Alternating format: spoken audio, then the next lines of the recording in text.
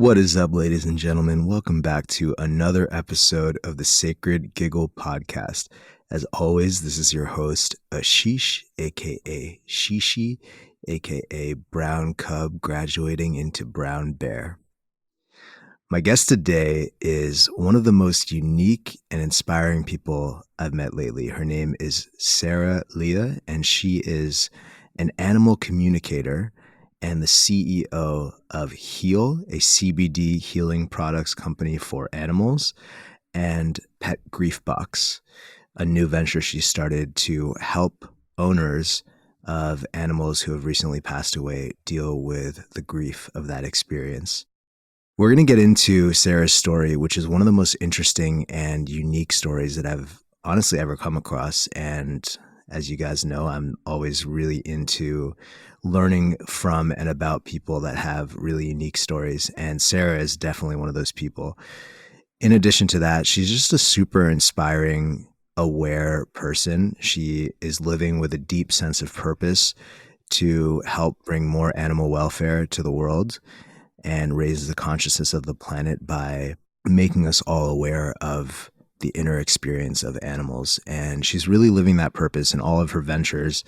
And that really comes through in this conversation as well. So for any of you who are out there who are interested in starting your own business or just pursuing a non-traditional career path, this is a super inspiring conversation with somebody that has done just that multiple times over, in fact. So sit back, relax, and enjoy this episode of the Sacred Giggle Podcast with Sarah Leah.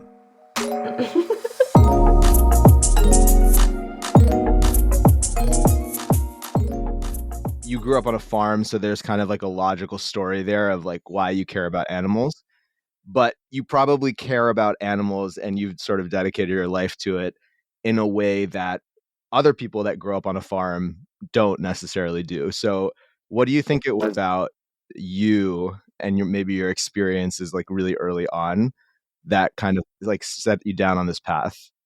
It's a good question. I think the only way for me to explain that answer is it was ingrained in me, honestly, before I even arrived on planet Earth. It's the only thing that I know, and it's the only thing that feeds me in a way. It's the only thing that I truly intrinsically understand. And I could think of nothing worse, literally, than existing on this earth if I wasn't doing what I truly believe is my soul's purpose. And every time I've tried to like do something else, like I was modeling for a while, I was doing this, I was doing that, like there was just a dead end because it's not where I'm supposed to be, you know. And like in my soul, I never felt fed. I never felt like there was this perfect balance of giving and receiving, growth, whatever. It's just I'm not wired that way. I'm like, I honestly, through trial and error, I am wired in one way and one way only. And if someone had to say to me like, oh, well, you know what, you're just going to live on earth and like live a life, and when you're on your deathbed, you're going to look back and you're like not going to have done anything for the animals. I literally, this is so morbid, but I would turn around and be like, I'm good to go now. I don't need to be here anymore. And I truly, like, as morbid as that is, like, that is just how I feel. So in a way, it's a gift because a lot of people will like walk through life finding what their purpose is. I already knew, but at the same time, like, it's been very difficult. Like, it's not a common thing. It's not being an accountant. Like, if someone says to you, oh, what do you do? And you're like, I'm an accountant. They're like, okay, cool, an accountant. Like, it's the worst thing when people are like, oh, what do you do? You know? I'm very curious about that specific like career path. And I read on your website that you trained with like another animal communicator in South Africa. So I'm curious about all of that. But just to touch on one thing you said, like, yeah, I also feel like people that end up doing non-traditional career paths, like yourself, or even like, you know, people that are in music or like myself, like, it's not that to the outside world, it can seem like, oh, we're kind of like self-indulgent. We're always trying to figure out what our purpose is and stuff. And I do think like that is something that can happen to people. You can kind of just be like going in circles and just kind of, you know, focusing on yourself too much. But I think oftentimes the reason that people like us end up doing a lot of that work to figure out our purpose and stuff is because the thing that we're naturally interested in, like the thing that our inner child without a second's hesitation is like, this is what I want to do. Our whole life we're like fed this story by, society or maybe our family that it's not realistic. So then the rational part of our brain is like, oh, well, then maybe I could do something else. And we end up going on this like much longer journey, which in a way I think is like necessary, because I don't know if you can relate, but I know for myself, like, it's like, because I worked in the corporate world and like worked in advertising, went to business school, like did all these like normal things, and then just continually ended up feeling like miserable. It's like, I'm that much more confident. Yeah, you're way more locked in because you know. Yeah, exactly. 100%. 100%. Yeah, and I feel like oftentimes, people who are just an accountant. I mean, one of my friends is really like passionate about stocks. Like, he's not just in it to make money. Like, he actually loves finance, and like he like wakes up. And I always tell him, like, I'm so jealous of you Me because you too. like happen to be passionate about something that's like super well rewarded by the world. Totally, totally. And someone's like, it's so funny you said that because literally just yesterday I was saying to my aunt, because she loves doing like, yeah, like accountant stuff and like looking at all how much money they've spent and like doing paperwork and whatever. And the minute I see paperwork, my brain just goes like, just fries a little bit. Like, I'm not wired that way. I cannot compute it. I can compute something creative until the cows come home, but anything left brained, I cannot do. And I was saying to her how jealous I am, how lucky she is that she has that brain, you know?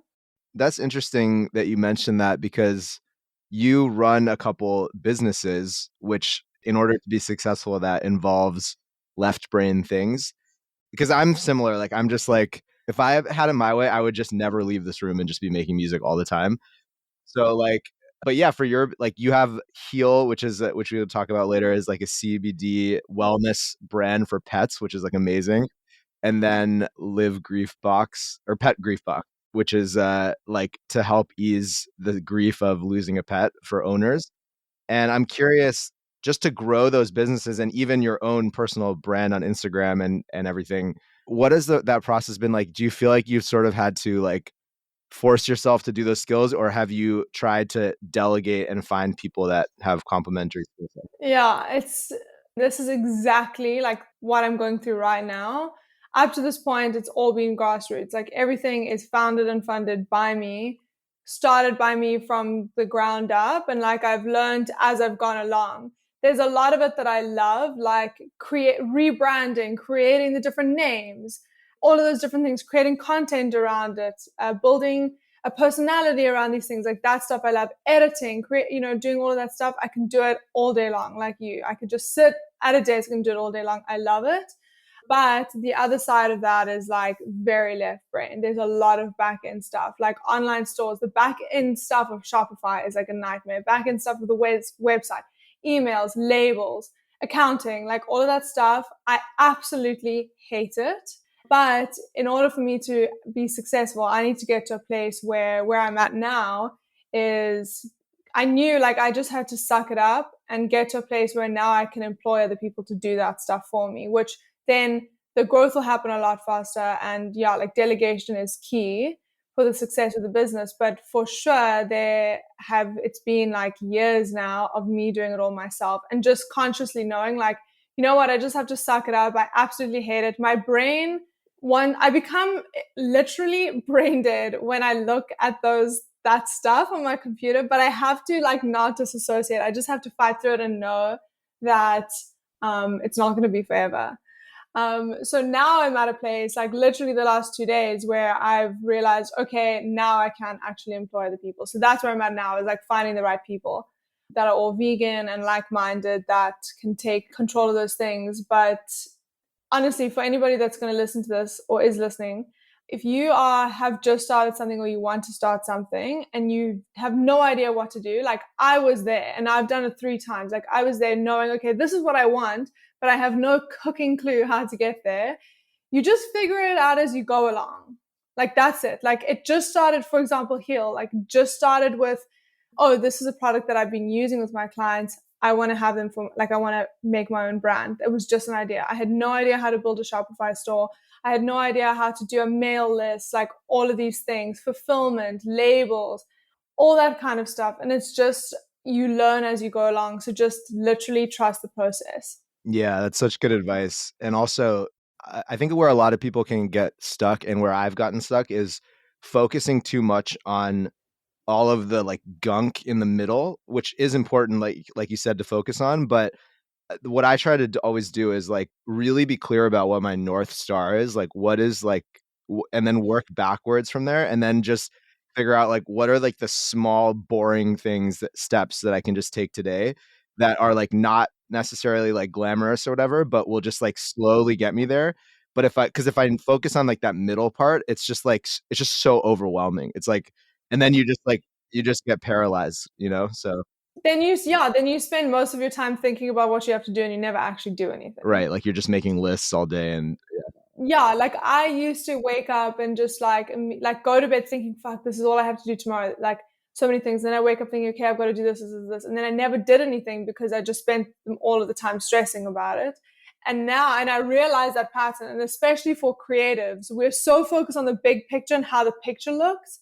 We're not like wired that way to not really see. Some people are like more short-sighted and they see these short things, which is an amazing skill. I don't have it. And other people are bigger picture. And for me, I realized like I am not good at not looking at the bigger picture and just looking at these steps. Like that's a very left brain thing, I would say. And once I realized that, I was like, okay, I've got to set some rules. So when I wake up, I don't think of what I have to do. I know only after like my morning routine will I sit down and think about it. Like I will write down a list of the things that I have to do that day and then a timeline. So like 11 to 12, I'm doing this. 12 to 1, I'm doing this. Make a break, 2 to 3, whatever. And then I cross it out and so that I can see that these things are becoming smaller.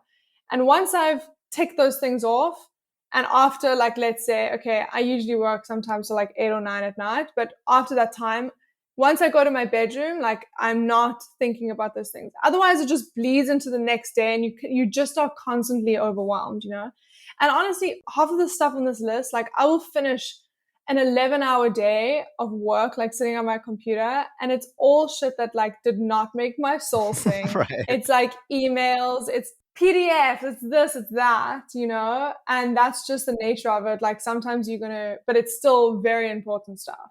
Yeah, that's really interesting because it reminds me of this book that I read called The One Thing. And basically it's a business book, but it's like applies to creatives and anybody running their own business. And essentially the premise of the book is you need to figure out what is the one thing that you can do that will make everything else easier or unnecessary. And just like asking that question, like you ask that question every day, you can ask that question for a week. You can say like, what's the one thing I need to accomplish this month? And it's like, you can extrapolate it out. And for me, like usually that thing is making music, which is like sitting down and just like focusing on my craft as an artist, because and it's tricky because that's never the most urgent thing, because like whether or not I make music today doesn't have any immediate impact on like tomorrow, but it does have an immediate impact on where I'm eventually trying to go, because eventually that practice is going to allow me to make music that's good enough that it will magnetize the right people to do all the stuff that my soul doesn't make my soul sing, and like it's kind of like we oftentimes prioritize what seems urgent, which is like your emails, like all that stuff, to what's important. And I think finding that balance is like, again, like super tricky and hard, and it kind of like requires this abundance mentality where you just trust, like if I just do the thing that does make my soul sing, then like everything else will fall. It doesn't mean that you're like irresponsible about everything else, but just like prioritizing that, I don't know if you've had that experience with, maybe it's a good opportunity to segue to what sounded like your first venture, which was like this animal communicator thing. And I would love to learn how you developed that skill, and then like when you decided to like turn that into a career. Firstly, I believe that everybody can do what I do professionally. I believe that we all have the set of skills to understand nonverbal communication, because that's all it is nonverbal communication, and to develop intuition. Now that sounds hippie and whatever, but it's actually just instinctual. We all have instincts, but we've just never been taught to exercise those muscles. Like, can you imagine if we went to school and were taught about intuition? Like, human beings would be unstoppable, or so many of our problems would not exist. but we're not taught to exercise those muscles. For me, growing up, like that was never suppressed. Like I was always exercising that muscle for various reasons. I was around a lot of animals and it was just something that I always gravitated towards. And I spent a lot of time with animals. And then also, childhood stuff. Like I had to, at a young age, learn how to have foresight and use intuition to understand a situation because actual English words weren't working, if you know what I mean. Yeah, can you elaborate on that? Yeah, so when you're in an environment where you can't necessarily trust at face value or the words that someone is telling you in your immediate environment, so like a parent, you as a child naturally start to develop an intuition to understand a situation. You understand a situation based off of energy and instinct versus what that person is telling you, because you learn that you can't necessarily trust what they're saying. And when you grow up in an environment where there's a lot of things happening behind the scenes, it's just natural because we are here, it's a natural instinct to find ways to survive. That is a survival instinct, is to use intuition to understand what's going on. And so that was a huge part of why my intuition was developed at such a young age. Yeah, so I always had that. But as I got older, those skills just always stayed with me. And, I would be in situations where, for example, I used to ride horses when I was a kid, and we would go into the stable and I would have this communication, these concepts come to me about, for example, what was happening with this horse. There's such crazy stories. But I started to realize no one else is walking past that horse and getting that information. That's all I knew. So I didn't know that it was different for somebody else. But as the years went by, it became more and more intense. And it almost became a situation where I didn't really have control over my day, because I would walk out into the world and just get bombarded with this information. And while that is a gift, and I can relay information to someone, or I can feel something that's going to happen before it happens, if I'm allowed to, of course, that also takes away from my human experience. So it became more and more intense. Anyways, my mom then sent me to work with an animal communicator, very well known here in Cape Town. She's amazing. And when I worked with her, I was like, oh, this is what this is. This is not normal, And once I met someone outside of myself that was talking about these things that no one else had ever talked about, I realized that, okay, there's actually something here. And everything that I've been doing, no one else has been doing. So I already had the intuition and the instincts and whatever, but to hone that and to be able to turn it off and on is a whole other set of skills. So I had to work really hard. And I mean, every day I still work hard, but especially during that time, to, develop certain ways of communication, certain symbols. So if I'm receiving something, if an animal or a person is displaying something to me, there's certain symbols so that I understand, okay, they're showing me this means this kind of thing. And it developed from there. And honestly, every session that I have, it continues to develop. There's different ways. Before it was just the animals. Now I used to spend 2 hours before a session connecting, getting information, writing pages. It took me so long. Now I'll maybe sit for 10 or 15 minutes before the session to connect. But then majority of the stuff will come during the session. So if you and I are sitting together, there'll be information that comes from the animal, but then there'll also be information from passed over loved ones, or just kind of guidance.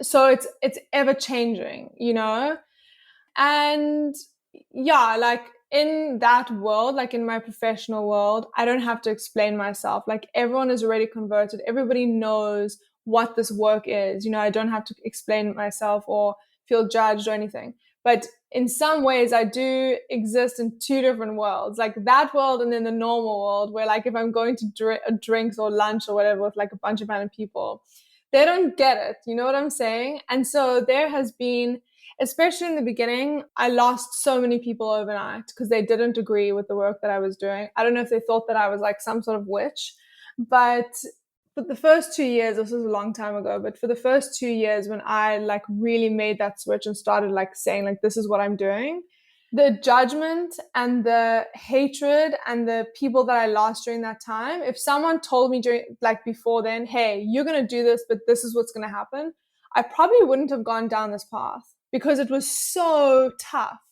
But now I've gotten through it and I'm like, okay, you can all go fuck yourselves. But it is like, it's not easy. Like making a choice where you're standing on your own 2 feet in a career, and you know what I'm talking about, that is so individual. It's not all like sunshine and rainbows, you know? I mean, there's so much there that I wanted to respond to, but I'll just start from what the thing you just said, which is that is such a common thing that I hear from people that are like basically just doing their own thing, is like, if I had known all the bullshit that I was gonna have to deal with, it's like, I think you kind of need this innocence almost at the beginning, where Yeah, you you have need to. this You like have to. delusional, like, just, oh yeah, it's gonna be fine. And I don't know, have you read the Alchemist by Paulo Coelho? It's like, A little bit, not all of it though, yeah. yeah, it's an incredible book, but there's like one part at the beginning where this boy's like going out on this adventure, and he gets something good happens to him, like he comes into some money, and then the alchemist, or not the alchemist, but he meets this wise old man, and he's like, when you start on your journey, the universe will give you like a quick, easy win at the beginning to show you that it's possible, and then you'll get like really confident and think it's just always going to be that easy. And then it's like, then you just go through like all this shit. Totally, it's so true. Yeah, and it's just, yeah, that's just such a salient point. And yeah, I'm curious. I mean, I'm sure you've probably explained this to a lot of people. I'm just personally curious because I've never come across this before. Like, I've met a lot of like intuitives and healers and stuff. Obviously, like in Tulum is like full of people like that, but like who are like, do that with humans. But what's like an example of, so it's like you walk by a horse and So okay, so now, because I don't want to live in that space where like I don't know what to expect. Like I have to have control over my day. So one of the big things is I will announce when I'm ready to receive information. Because otherwise I just walk around and I'm just like bombarded with the stuff. So only when I enter a session will I then get information. Yes, there are times, if it's like really needs to happen, that something will communicate with me or whatever, because it's like pressing, and they will kind of like break those boundaries. But for the most part, like I won't tap into that unless I have like made space for that in a way. But how it works is someone will email me and book a session for, it can be an animal that's passed over or still alive. They're both very different types of sessions. And then I will sit for, it's usually now like 15-20 minutes, sometimes more depending, and connect. And basically I only ask that I get information that is of the highest good of everybody involved and that I have permission to access. So then I'll get like the images of something, information, whatever, I'll write it down, then I'll hop on a call, and then I will relay that information. And then during the session, other stuff will come through. And either it can be very blatant, like hypothetically, let's say a grandmother will come through and tell me something about, like I just had this thing where there's like grandmother on the mom side. So it's like the left side of this person. I know it's on the maternal side, was saying to stop fighting over her wedding ring. And so I was like, okay, what's the story here? You guys are like, your grandmother and your mom's side, you guys are like fighting about a wedding ring. And that was blatant. She was like, oh yeah, we're actually in a court case with the other family about the wedding ring. Okay. So that's blatant. That's, I have permission to know the full information about. But if there's someone else involved that's alive that I'm not necessarily, they haven't given permission for me to have that information, then they can only allude to an idea. So they can allude to something and I can say, okay, so what's the story here with your whatever mother-in-law? It feels like very uncomfortable. Like you kind of like want to sit in the shadows or whatever. I'm just bringing stuff up from last like calls recently. It's up to her if the person wants to now give me information so we can start like chiseling away and find out what's really going on. But yeah, they will only show me what's like the most important for that time. And sometimes they'll email me with questions they want to know, and none of that ever comes up. It's all about something else. But I'm really just like the telephone line between the animals or like passed over people and the person that's still here. Yeah, that's fascinating. I mean, it reminds me of like, it sounds like you're tapping into a field of information. Yeah, that's literally what it is. Yeah, and you said at the beginning, like anybody can do what I do, but then at the same time, like not everybody is able to access that or access it as strongly. Do you feel like what's allowing you to do that is that you're more aware, and then you're also trusting the information that's coming through. Because I feel like a lot of people will get quote unquote downloads, maybe not as strong as like what you're describing or as specific to specific to people that have passed over animals, but just even in a more general way, like people will get an intuition, like I should be doing this with my life, or I shouldn't be talking to this person or whatever. And I feel like oftentimes like people are just not aware, or they've been conditioned to thinking that that stuff is like not real, or they just don't trust themselves, you know, like they don't trust that voice. I guess like the question is, what do you feel like is the difference with you in terms of like being able to receive these downloads and trust them enough, you know?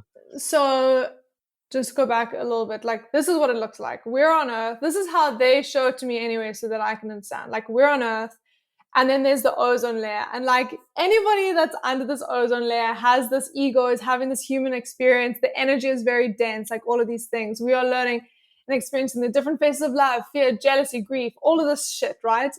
Underneath this ozone layer.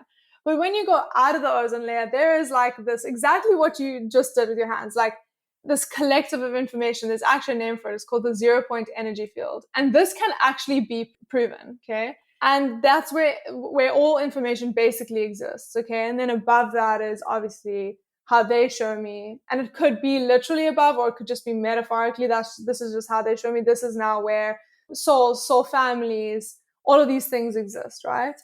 So yes, you can access, we are all connected to this collective consciousness. And before doing this work, I didn't really believe in like collective consciousness, reincarnation, all any of that stuff. I was just kind of like, you know what, we're born, we do some random shit and then we die. But after doing this work, it just becomes more and more obvious. Like, it's undeniable that concept exists.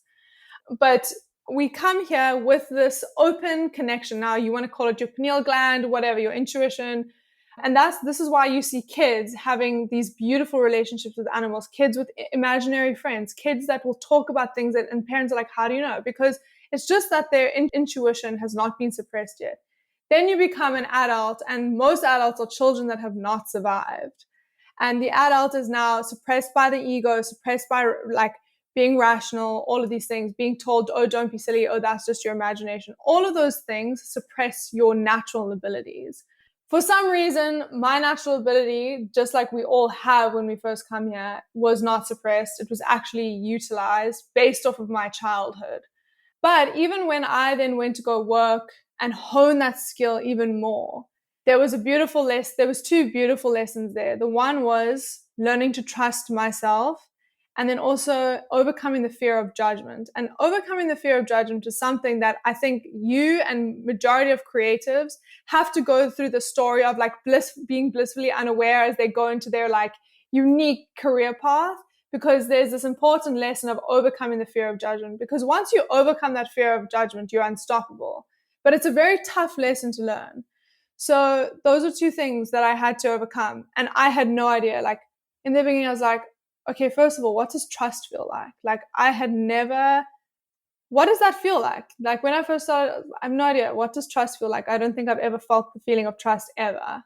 Trust myself, trust others, whatever. So I had to like generate that, right? And learn to exercise that muscle. Okay, now I trust myself. But that is a whole journey, a years and years of journey of learning to trust yourself, and not just a quick like flip the switch. And then also overcoming the fear of judgment. So if I truly believe in myself and my capabilities, it doesn't matter what other people think. But then also having to be faced with judgment and be unattached and unaffected by it. That's a whole journey that I had to go through.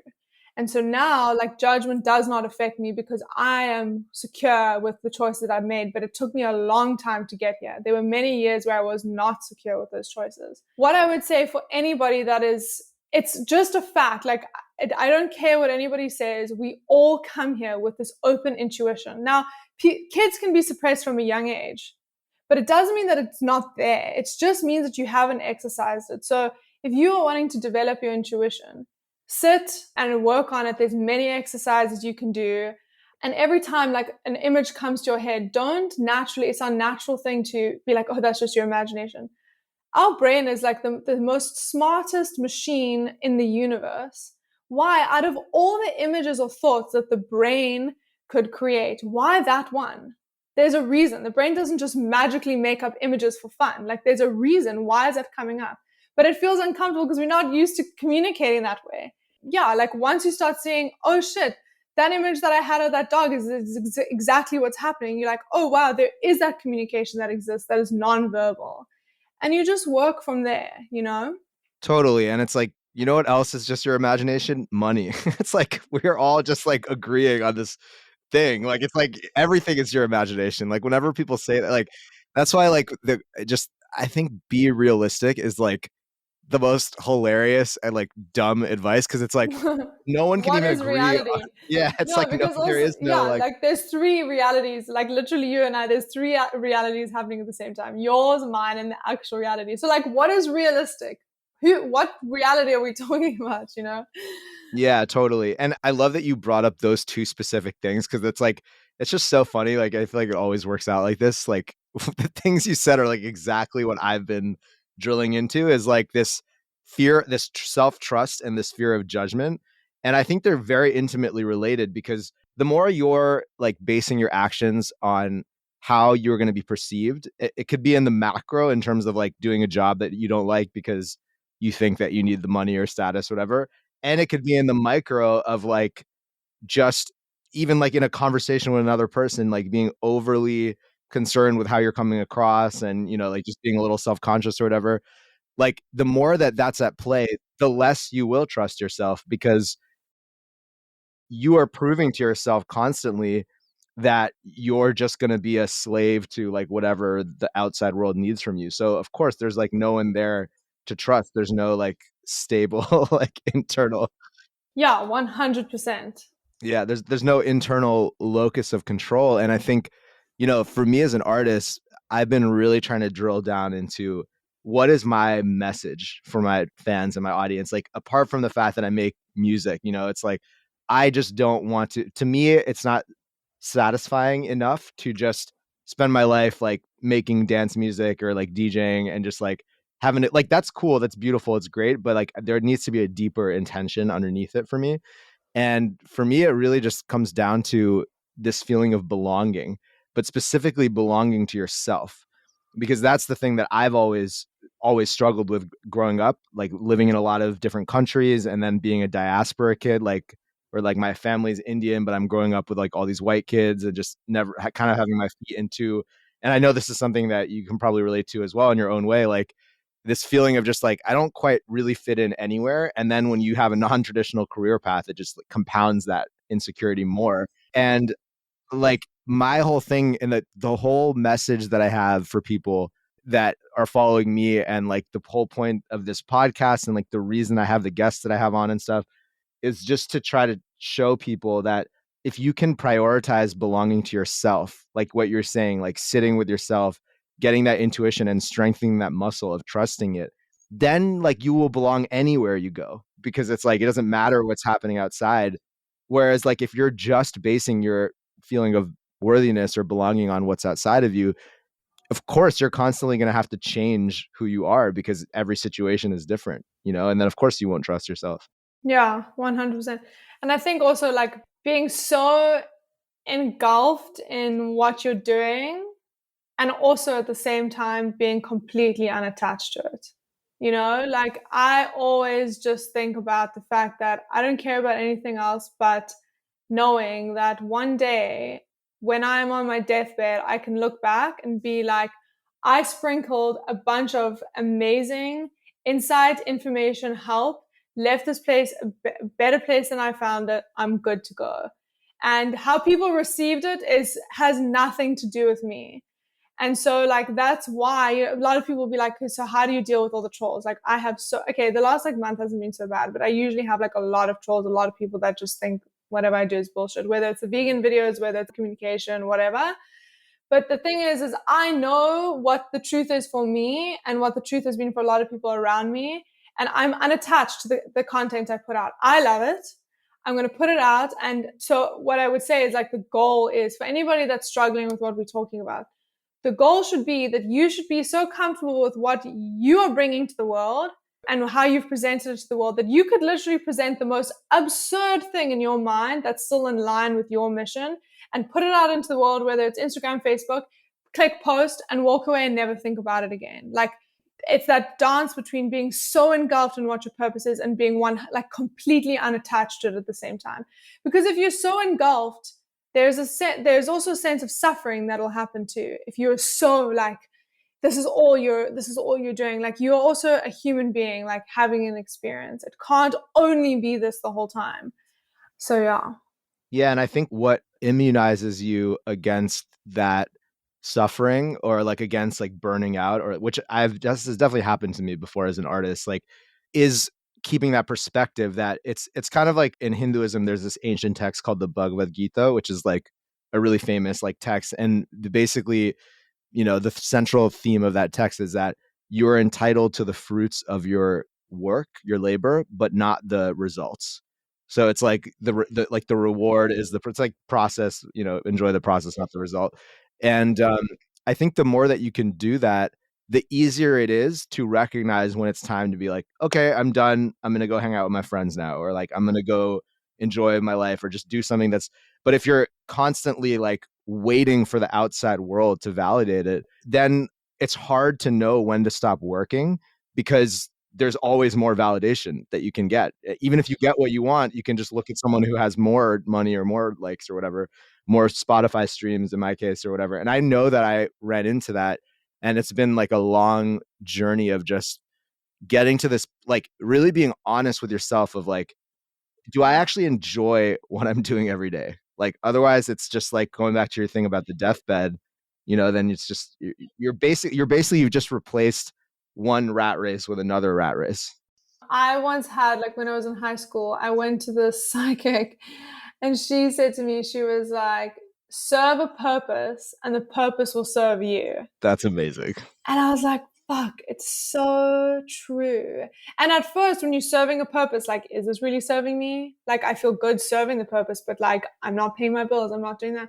But eventually I want to say it's just a law of the universe that if you are serving a purpose, the purpose will serve you. And I can like be a testament to that. Like, there was many years of me serving a purpose, knowing that this is the only thing I care about. I would literally rather die than go do a corporate job or go do a job that I didn't care about. I would rather die. Like, money is just not that important to me. And just keeping on sticking with, because I think it's also like the universe is testing you. The universe is like, how serious are you about who you are? How serious are you? And you're like, fuck, I promise I'm serious. And they're like, let me see how serious. And you're like, I swear I'm serious. And you just keep doing it. And eventually they're like, okay, you proved yourself. Here's the fruits of your labor. And it comes. It's just the law of the universe. So like, just serve a purpose and the purpose will serve you. And you'll find a way to serve it. Whether that is in the corporate world and you're just secretly replacing the milk in the fridge at the corporate office with almond milk, like whatever it is, like you will find a way to do it. Right.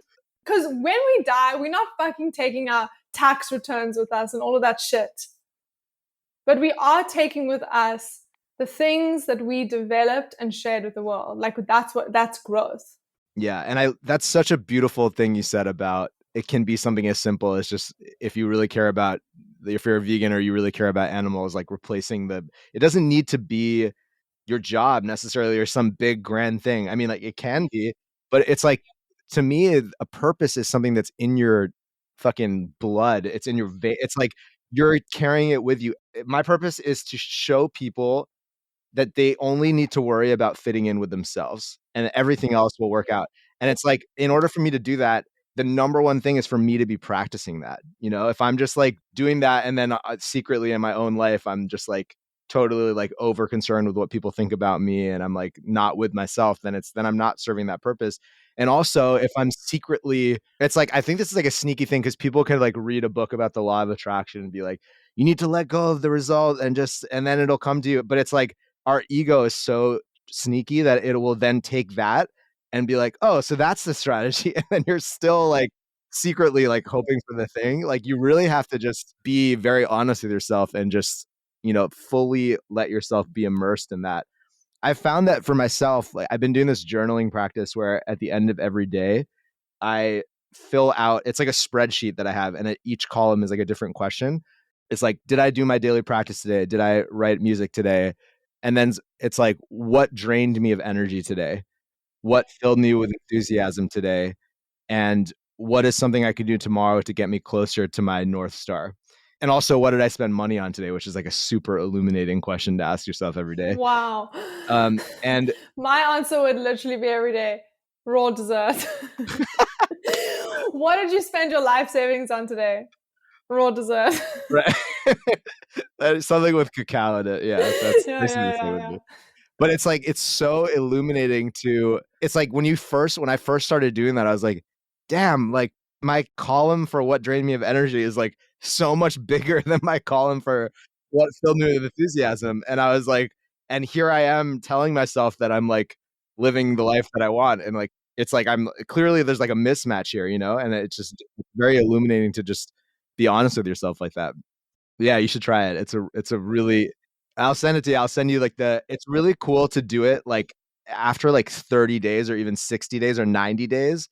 You look back and you start noticing trends. And so then I have another tab called like personal truths, which are like insights that I have over long periods of time. And I'll fill those in. And it's very, very illuminating to do it because it just kind of shows you also how, maybe something changes in your life. Like, I mean, I don't know how much of the animal communication stuff you're still doing, but like you started this other business. Maybe that's a good time. It's a good time to transition. Yeah. How did that start? Like, what was the genesis of that for you, and how does it like fit into your purpose? Yeah, so there's a couple reasons. During where I was doing sessions, like so many sessions a day, there was couple things that were bothering me. The fact that I was living in two worlds, where like professionally I was understood and people saw me and I saw them and it was all good. But then I was existing in an environment where like people didn't see me at all. And like, it's very different. I don't really think that those two environments can like interchange, like I always felt this like judgment on the outside world. And it's just not simple. Like when someone says to me, oh, so what do you do? Like, then I have to go into the whole thing. And sometimes I just want to go have coffee and talk shit. Like, I don't want to have this whole conversation and explain myself, So there was that was like in the back of my head. I was like, I don't really want to live like this forever. And although that's something that I choose to take on or believe, like it is just a thing, So that was like etching away at me. But then also I was seeing so many animals that were on like Xanax and Prozac, animals that I spent my life like rewiring trauma in animals. And like, how do you do that? Understanding that animals have the same psychology that we do. Just the way that we experience trauma and then we're triggered by it later on in life, or we have certain belief systems based off of the initial experience we had. Animals are the exact same. Like, why is it that a dog gets abused by a man and now he has a fear of men that look like this? Like there's a reason. And so rewiring that trauma, but there's all this anxiety attached. So I started using CBD with these animals, and the people were either eventually switching these animals over from Xanax and Prozac, which is not a fucking solution. I don't care what anybody says. Like, giving your dog Xanax is not the solution to healing their trauma. Moving them over to CBD and then rewiring these belief systems, replacing their perspectives with a more positive experience so you can rewire it. And that's all happens through removing the anxiety layer, which CBD does, and then having them see for themselves, oh, this is not a pleasant experience with the man. Having them have more positive experience with men, and then eventually their belief system has changed. So there was that. And then there was also this thing of I was selling my time. Like, it's just not sustainable. You have to sell your time every month and then there's just like you capped on growth at that point. So all of those things, eventually I was selling so much of somebody else's CBD that I was like, you know what, I need to make my own brand. And also like I need to there was other adaptogens that I was using, like ashwagandha, I was seeing so many great results with my clients. So I formulated one product, which was an ashwagandha infused CBD. And then I was like, I'm going to do it. I'm just going to buy a small batch, see what happens.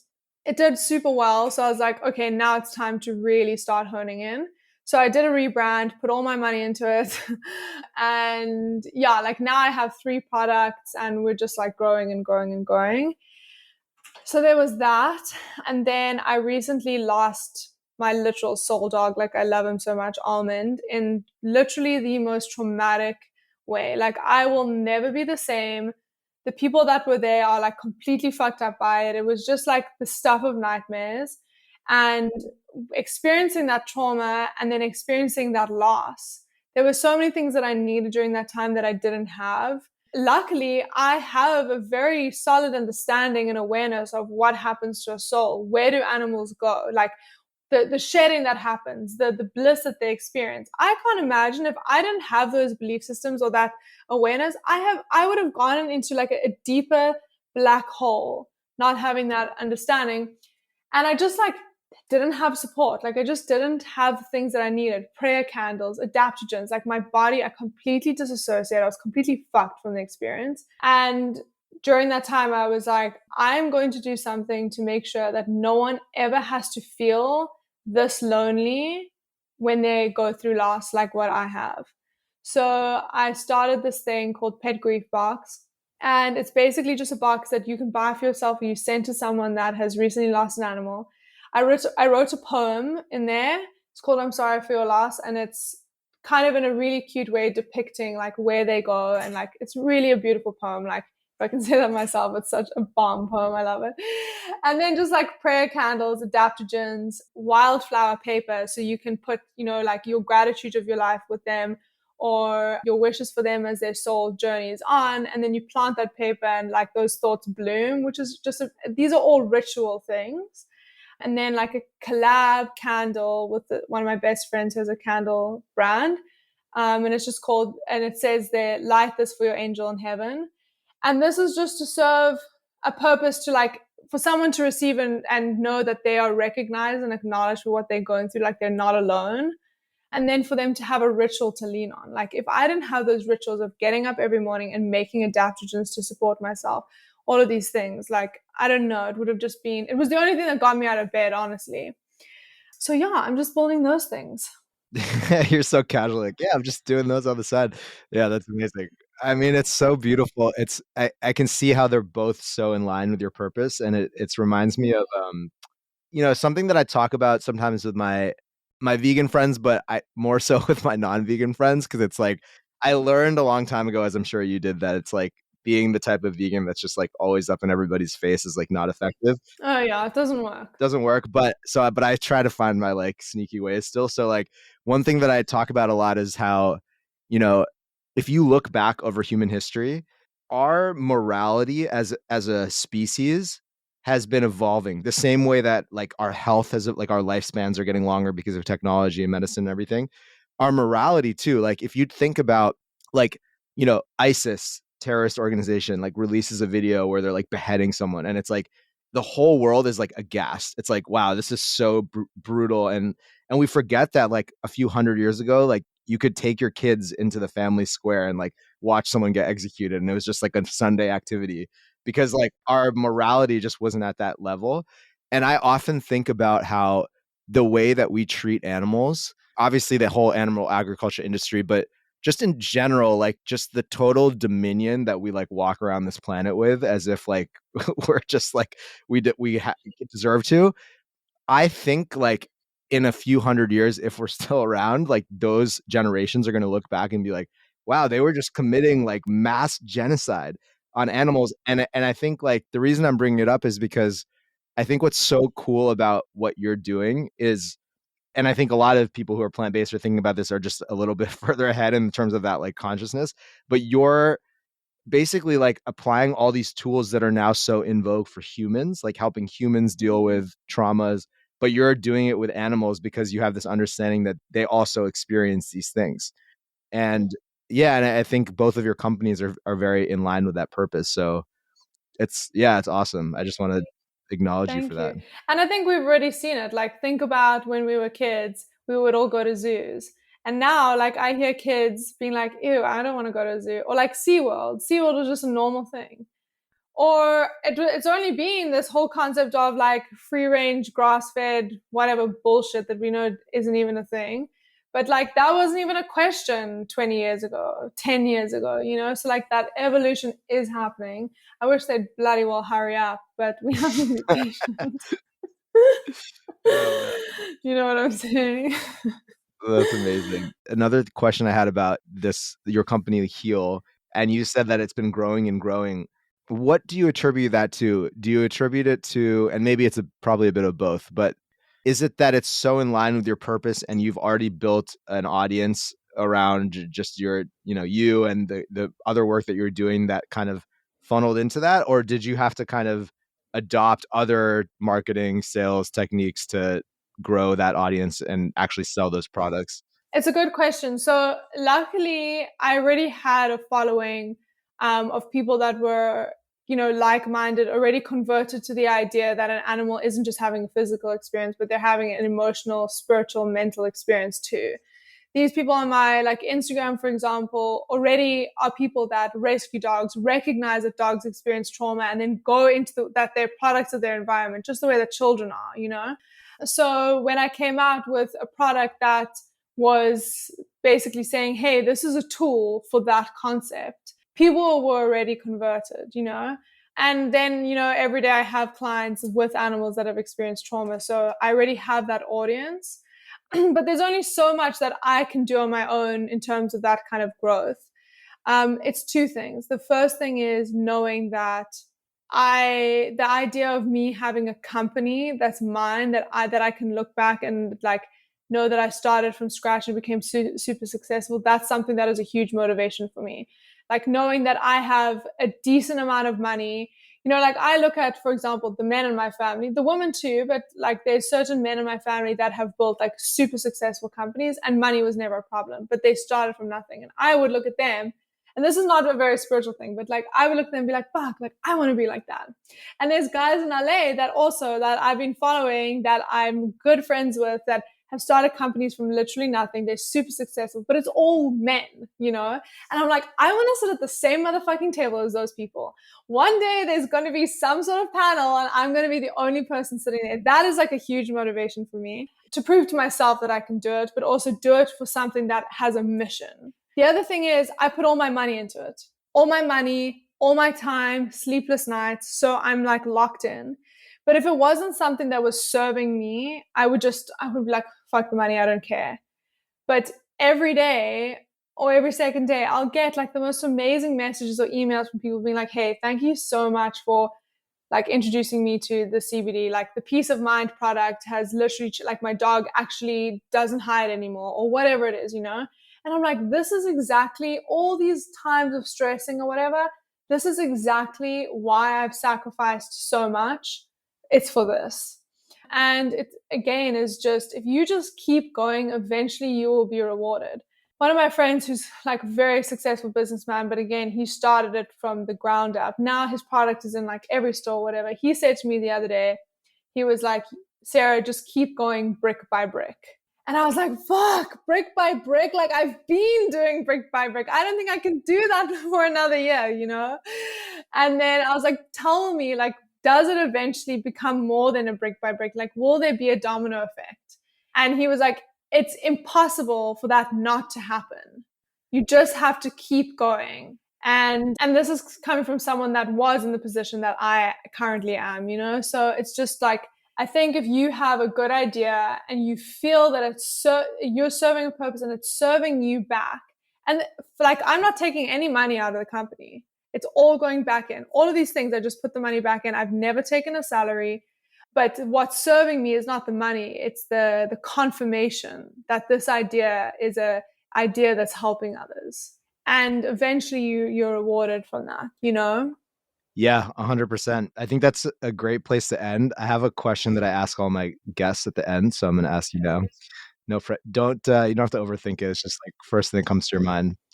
So, Sarah, what, Oh what God. is what is what is the thing that makes you feel most free?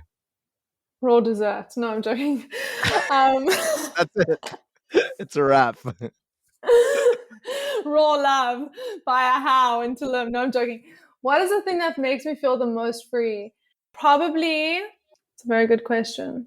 Okay, I know what it is. The thing that makes me feel the most free is when I express a concept or an idea or a lesson about something that I know to be true. And I don't need anybody else's response. Like, there is an intrinsic truth that we know inside of us. And for me, it's the welfare of animals and all of those things. For someone else, it could be something to do with psychology or with music or whatever it is. But there's certain times where you feel an impetus from inside your being to express something that you know is universally true. That's when I feel the most free. That's beautiful. Thank you so much Of for being on the course. show. Thank you for having me. It was a I'm so pleasure. glad we connected in Tulum. I know. That was yeah, you came to the ecstatic dance and the rest is history. Yeah, literally. Your music just changed my whole existence. Oh yeah, for those out there that are Oh yeah, listening, should I I mean, tell the story? I think everybody the whole world needs to know yeah, the story. go for it. So, okay, so I went to Tulum and I was like in an absolutely fried place. Like, I've experienced so much death in the last couple months. Like, I was just fried. And anyways, I'd heard about Ikal and there was this ecstatic dance. And my best friend, Claire, was like, oh yeah, you need to go to this, you should go to Ikal. Because I was telling her about it. She's like, yeah, you should go. My neighbor is playing. So I was like, okay, cool. Arrive there. First of all, when I saw you, I was like, oh, that's Claire's neighbor, because I had seen you. You were like the first person I ever saw in Tulum. And I was like, oh my Oh God, shit. that's so funny. I know, how weird is that? I'll tell you that story though. Anyway, so we do the ecstatic dance. Like, I was kind of out of my comfort zone. Like, I'd never done one of those before. And then afterwards, you played, I don't know if it was all the songs, but it was from your album Homecoming. And, everyone sat down, they started meditating. And I'm like sitting there and I'm watching everyone and I'm not like really getting into it. And then I was like, Sarah, you actually just have to close your eyes and just meditate, like just be present. Why are you so concerned with what everybody else is doing? And I had been asking myself, I had been feeling for a long time like there was this certain thing that was missing from how I was presenting myself in the world. And I couldn't put my finger on it. Like, I have done so much ayahuasca, so much psilocybin, like so many journeys to find what is this thing that I feel like I'm not like clicked into place about, like I can feel it, but I can't explain it in words, this has been years. So anyways, I close my eyes. I'm like, what, just close your eyes and be present. This music starts playing and I was just like, just show me what I have been seeking. I promise you, within like a couple minutes, it's almost as if the angels came down and showed, like in front of me, and showed me this image as clear as day of something that was so specific that happened in my childhood that took away or stopped my ability for me to express that I have needs and to express what I needed and know that my needs would be met. And in this image, it was like as clear as day. I promise you, everything from that moment, from that music, just what it brought for me to be able to receive that, it's a game changer. Like, I saw that, I was like, oh my God, are you actually joking? That's exactly it. All these years of searching, and I just needed the music from Homecoming to get me to see this. I came out of it. I went to my friend. I was like, you will not believe I've had the most game-changing experience. He was like, did you take any acid? I was like, I swear I haven't taken anything. Like, this is so wild. And it was the biggest, honestly, it was one of the greatest gifts that somebody could have ever given me, was that experience that I had with your music. And when you say, and I'm not just saying this because I'm a fan of yours, when you say that each of those songs is to unlock the energy in the different energy centers, 100% that's exactly what happened, because it unlocked a memory and it unlocked this ability for me to now have this realization and see it for what it is. I left that day with such an understanding of where a lack of a certain capability came from, that I was able to now, only because I was able to see it, could I change it. From that day, my ability to first of all realize that I am equal to others, and then I also have needs, but then learn to express those needs and know that my needs are relevant, and then learn to receive people meeting those needs, would never have happened if I was not in that meditation with that music of yours. Thank you so much, Sarah. Like No, thank you. exactly what we were just talking about purpose and putting in the work and then feeling it be rewarded. Like this is why I'm alive, is for Yeah. for what you Yeah, just said. please stay alive, because can you imagine the other things that you can help me with? No, I'm joking. Here's to serving each other in all kinds of beautiful ways for many years to Totally. come. Thank you so much. You're such a beautiful soul, and I just really appreciate you on this earth and being such an Thank you. aligned You woman. too. And I can't wait to see you keep growing and crushing it. Thank you guys so much for tuning into this episode of the Sacred Giggle podcast with Sarah Leah. If you guys want to learn more about Sarah and all of her ventures, everything she's getting up to, I've included her links in the show notes. You can check that out there. And as always, if you enjoyed the show, if you've been enjoying the podcast so far, it really means the world to us if you hit that subscribe or follow button. And if you want to be extra generous, extra kind, leave us a 5-star review so that we can get into higher visibility in the rankings. Thank you so much for tuning in, and I'll see you guys soon. Peace.